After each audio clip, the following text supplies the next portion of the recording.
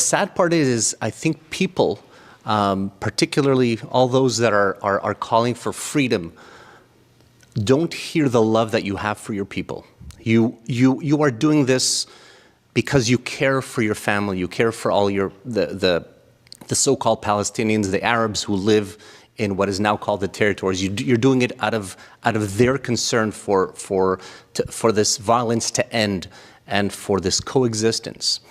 Who is there that we can speak to on the other side that can hear your message, the fact that you're not here just for Israel, that's not what you're here for, your people, for your family? Who can you actually speak to that will hear that message, and hopefully that we'll be able to have some dialogue and move this thing forward where there could be time where we can live actually in peace? Is this how you want me to be perceived?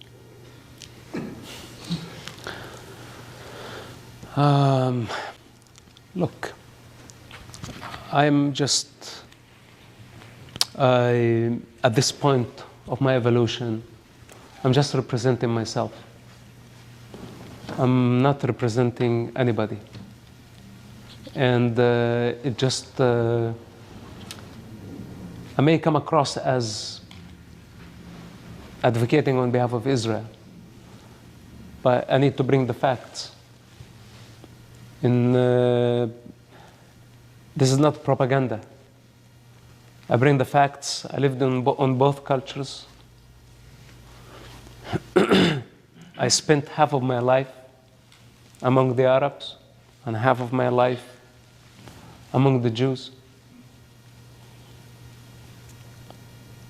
And this is my authority, this is my experience. Today I'm not trying to convince anybody. I'm here to actually challenge and, most importantly, to condemn. Do you know what the word condemn means? I'm not here to convince.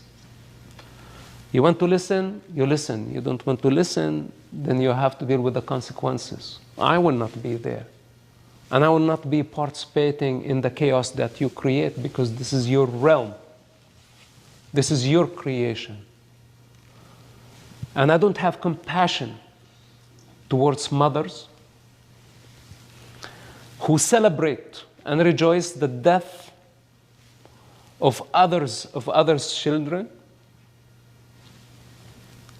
Then, when their turn comes, eventually, they weep.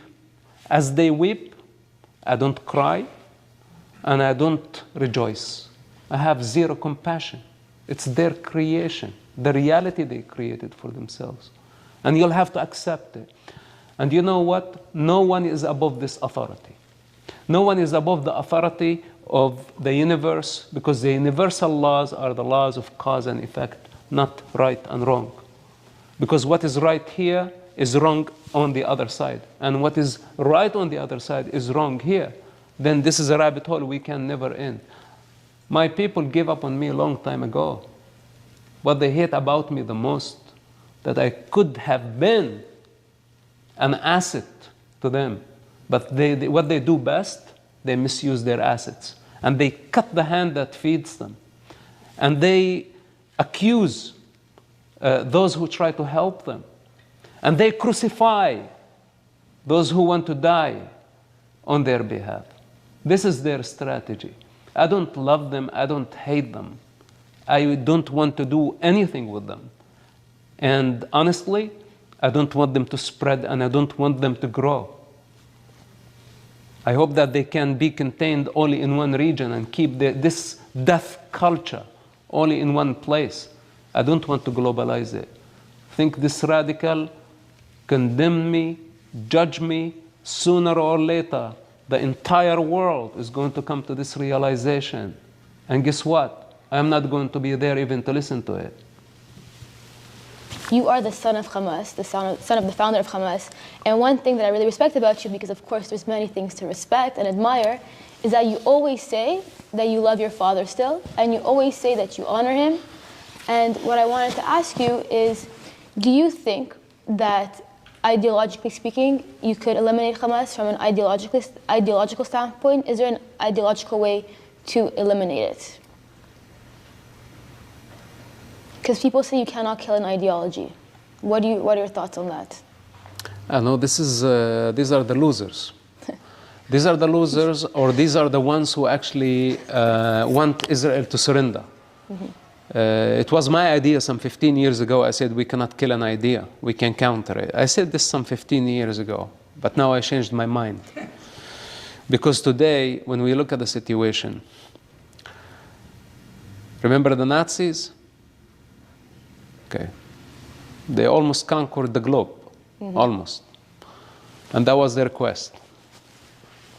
The Nazism ended up an idea in the head of a dead man for at least 100 years.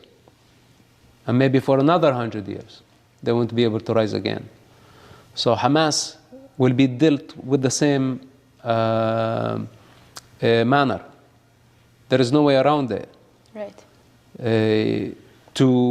I personally will never agree to live in a society where I am ruled by savages or by gangs on the streets or by the mob, because I know that I cannot satisfy their ambition. And the more I want to give them, tomorrow they want to come to take my property, or maybe one room at my property, then they want to take the other room, then they want to take the property, then they want to take maybe my wife, then they want to put me to slavery. Nothing can satisfy this type of mentality that actually choose violence and think that everything is given or taken. We are in creation. You create it. Everybody has that creative power. You build it. You own it. Then you have the right to destroy it if you want. This is your business. But if other people developed it, worked very hard towards that goal, now you come and you want to take over, they are attracted about the harvest. It's not about the land. Right. The land requires hard work Stewardship. throughout the seasons in order to save for the winter. But then the thief comes and he wants it easy. They just want to take the harvest. It was not about the land. It's about the developed land. So speaking in terms of my relationship to my father chose to be on the wrong side of history. And this is why I had to defy the line. I think he's a good father, but on the other hand, he's a very bad leader. And I had to sever my bond with him in my heart after October 7, because I cannot accept that he chose to be with Hamas and justify and rejoice and celebrate what they did on October 7. So who's my father at the end of the day? And why does it really matter?